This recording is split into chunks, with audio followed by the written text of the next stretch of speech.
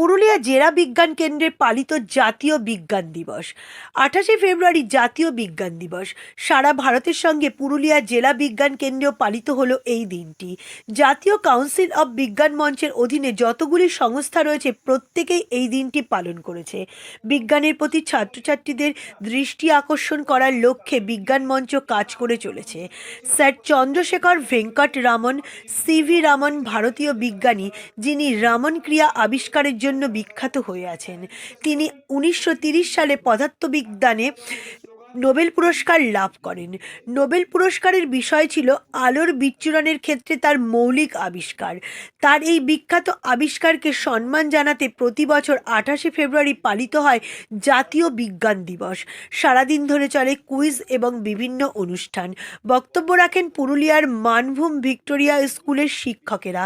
শতাধিক ছাত্রছাত্রী এবং 20 জন শিক্ষক অংশ নিয়েছিলেন। সিদ্ধার্থ সেনের রিপোর্ট, নজরে বাংলা, পুরুলিয়া।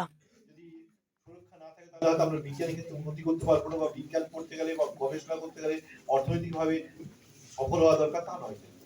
সিবি রামনের ফ্যামিলি যে খুব গরিব ছিলেন তা নয়। সিবি রামনের দাদুর দাদু তিনি মালাবার উপকূলে একসময় ব্যবসা করেছিলেন এবং প্রচুর পয়সা সংগ্রহ করেছিলেন। গ্রামে প্রায় 200 একরের মতো জায়গা কিনেছিলেন, বড় জমিদার ছিলেন।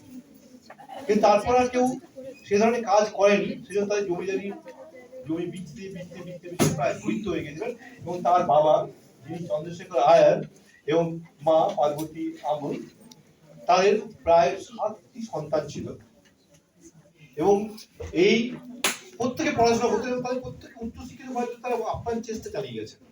সেজন্য তাদের কি করতে হতো? জমি বিক্রি করতে হতো আর ধার করতে হতো।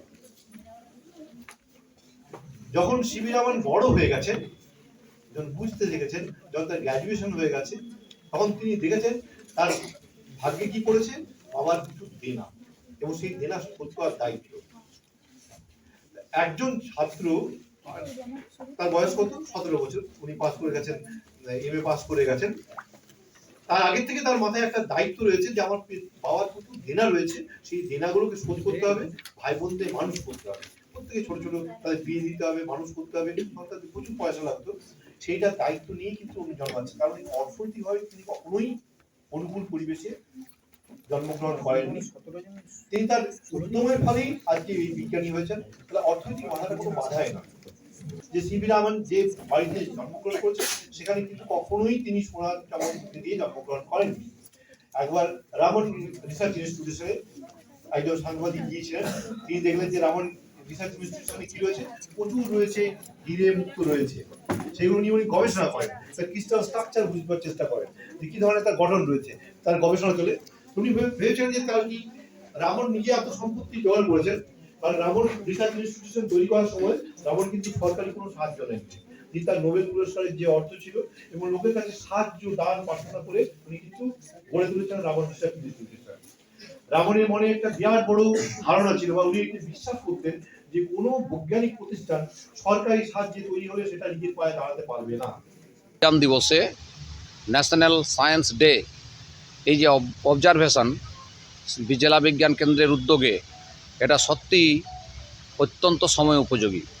কারণ এখন ছাত্রছাত্রীদের মধ্যে বিজ্ঞানের উপরে একটা অনাগ্রহ ক্রমশই লক্ষ্য করা যাচ্ছে। বিজ্ঞানের বিভিন্ন যে কোর্স স্কুলগুলোতে, সেখানে ছাত্র বিজ্ঞান নিয়ে পড়তে ভয় পাচ্ছে। সেই যে বিজ্ঞানের উপরে যে ভীতি, বিজ্ঞান পড়ার যে ভীতি, সেটাকে কেটে ওঠার ক্ষেত্রে এই ধরনের বিজ্ঞানের যে চর্চা বিজ্ঞান কেন্দ্রের উদ্যোগে আজকে সঠিক দিনে হয়েছে, এটা অবশ্যই প্রশংসার যোগ্য। আচ্ছা, আজকে তো আপনি প্রধান অতিথি হিসেবে ছিলেন। আজকে আপনার স্কুলে কতজন ছাত্রছাত্রী মানে ভাগ নিল? আমার স্কুলের প্রায় 35-37 জন মতো আমার এসেছিল। তারা খুব অনুষ্ঠান দেখার পরেও মনে করেছে যে তারা খুব ভালো সুযোগটা এটা হারালে তারা কিন্তু পরে পস্তাতো।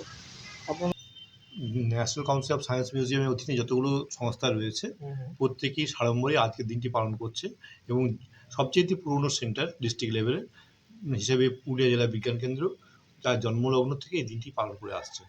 আজকেও আমরা এই দিনটি পালন করেছি। আজ এই অনুষ্ঠানের মুখ্য উদ্দেশ্য হচ্ছে ভারতীয় ছাত্রছাত্রীদের বিজ্ঞানের প্রতি আকৃষ্ট করে তুলে দেওয়া।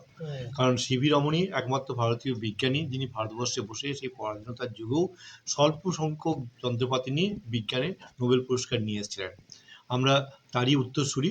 তাই ছাত্রছাত্রীদের আমরা তার বিভিন্ন কাজকর্মের মাধ্যমে অনুপ্রাণিত করতে চেয়েছিলাম যে আমরাও বিজ্ঞানের ক্ষেত্রে এগিয়ে যেতে পারি। তার ভূরি ভূরি নিদর্শন রয়েছে।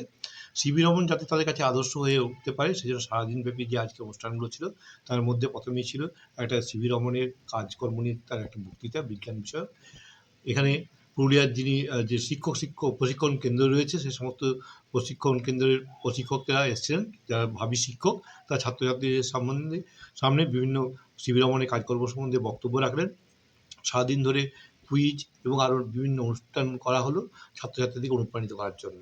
আমরা মোটামুটি 100-এর বেশি ছাত্রছাত্রী পেয়েছি এবং শিক্ষক প্রশিক্ষণ কেন্দ্র থেকে প্রায় 20 জন প্রশিক্ষণরত ছাত্রছাত্রীরা এসেছিলেন, শিক্ষকরা এসেছিলেন আজকের দিনটিকে পালন করার জন্য।